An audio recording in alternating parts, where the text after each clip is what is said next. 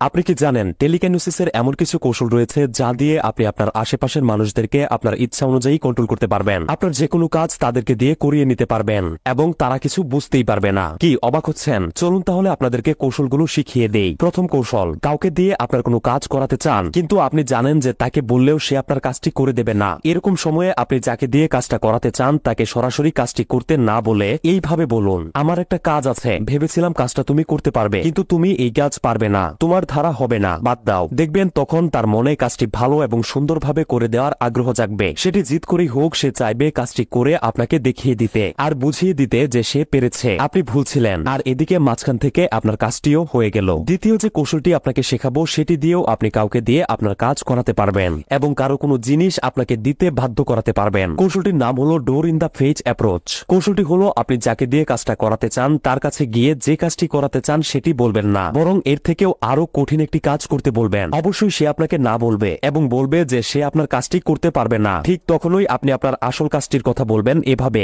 আচ্ছা ঠিক আছে, এত কঠিন কাজ তোমাকে করতে হবে না, তুমি আমার এই সহজ কাজটি করে দাও। 100% সম্ভাবনা রয়েছে এইবার আর সে আপনাকে না বলবে না এবং কাজটি করে দিবে। এই কৌশল কতটা কার্যকরী তা আপনি নিজে প্রয়োগ করলেই বুঝতে পারবেন। এই সাইকোলজির কৌশলটি আপনি কারো কাছ থেকে কিছু চাওয়ার ক্ষেত্রেও প্রয়োগ করতে পারেন, অর্থাৎ আপনার কারো কাছে ঠিক যতটুকু জিনিসের প্রয়োজন তার চেয়ে অধিক পরিমাণে চাইতে হবে। এতে করে আপনার চাওয়া অধিক পরিমাণে জিনিস সে দিতে না পারলেও আপনার যতটুকু প্রয়োজন ঠিক ততটুকু আপনি পেয়ে যাবেন। যেমন ধরুন আপনার 300 টাকার প্রয়োজন, আপনি যার কাছে টাকাটা ধার চাইবেন তার কাছে 300 টাকা না চেয়ে 500 টাকা চান। তখন যদি সে আপনাকে বলে 500 টাকা দেয়া তার পক্ষে সম্ভব না, তখন আপনি 300 টাকার কথা বলুন। 80% সম্ভাবনা রয়েছে আপনি টাকাটা পেয়ে যাবেন। তৃতীয় কৌশলে যাওয়ার আগে এই ভিডিওটিতে একটি লাইক করে দিন। আমি বিশ্বাস করি আপনি লাইক করেছেন। তৃতীয় কৌশলটিতে আপনাকে শিখাবো হিটলারের ক্রিটিক্যাল কৌশল। ধরুন দুজন ব্যক্তি যারা খুব ঘনিষ্ঠ কিন্তু আপনি তাদের দুজনকে দূরে সরাতে চান, অথবা আপনার কোনো বেস্ট ফ্রেন্ড যে অন্যকে আপনার থেকে বেশি ভালোবাসে যেটা আপনার ভালো লাগে না, তাই আপনার বেস্ট ফ্রেন্ডকে সেই ব্যক্তির থেকে দূরে সরাতে চান। এক্ষেত্রে আপনার বেস্ট ফ্রেন্ডের মনে সেই ব্যক্তিকে নিয়ে ভয় ঢুকিয়ে দিন। বেস্ট ফ্রেন্ডকে বলুন যে সেই ব্যক্তি আপনার বেস্ট ফ্রেন্ডের ক্ষতি করতে পারে, সেই ব্যক্তির কাছে আপনার বেস্ট ফ্রেন্ড নিরাপদ নয় যতটা নিরাপদ আপনার কাছে।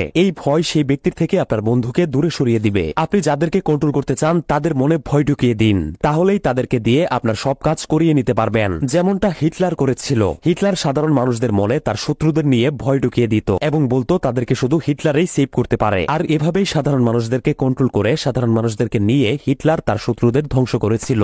চতুর্থ কৌশলটিতে আমি আপনাদেরকে সিগারেট কোম্পানির ক্রিটিক্যাল কৌশল শিখাবো। ধরুন আপনি আপনার কোনো বন্ধুকে আজ বিকালে একটি নির্দিষ্ট জায়গায় নিয়ে যেতে চান কিন্তু আপনি জানেন যে আপনি বললে সে সেখানে যাবে না। এক্ষেত্রে আপনি তাকে সেই জায়গায় যেতে না বলে বরং তাকে সেই জায়গায় যেতে নিষেধ করুন। দেখবেন সে ঠিকই সেই জায়গায় চলে গেছে। মূলত এই রিভার্স সাইকোলজিক্যাল কৌশলটি ফলো করে থাকে সিগারেট কোম্পানি। তারা তাদের প্রোডাক্টের গায়ে এটি খেতে নিষেধ করে দেয় আর মানুষ এটি বেশি খেয়ে থাকে। রিভার্স সাইকোলজি অনুযায়ী নিষেধ করা জিনিসের প্রতি মানুষের আকর্ষণ বেশি থাকে। আমি জানি আপনি বুঝতে পারছেন যে এই কৌশলগুলো শিখে আপনি কতটা উপকৃত হয়েছেন। আমাকে আপনার সবচেয়ে উপকারী বন্ধু বানাতে চাইলে আমি 3 পর্যন্ত গোনার আগেই পেজটি ফলো করে দিন।